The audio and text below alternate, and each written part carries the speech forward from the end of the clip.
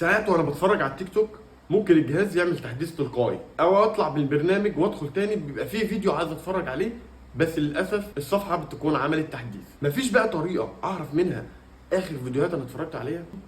في طريقه ممكن تجيب بيها السجل لحد اخر 190 يوم. لا، وهجيب لك طريقه كمان على الفيسبوك.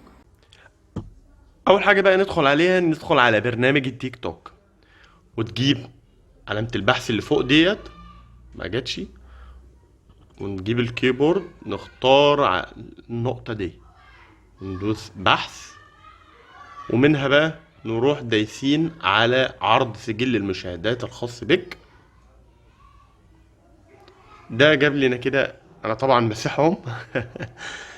انت دلوقتي هيجيلك كل الفيديوهات اللي انت شفتها في خلال 180 يوم. ممكن تدوس حذف او تدوس تحديد، وتدوس تحديد الكل وتدوس حذف. هو بيقول لك اهو، هل تريد حذف سجل المشاهدات للايام ال 180 الماضيه؟ او تدوس له حذف وخلاص كده. اهو دي الفيديوهات اتمسحت. سجل المشاهدات بقى بتاع الفيسبوك هخليه فيديو لوحده. لو انت بقى وصلت لحد هنا متنساش بقى تصلي على النبي، تشترك معايا في القناه عشان تشوف الفيديو التاني. سلام.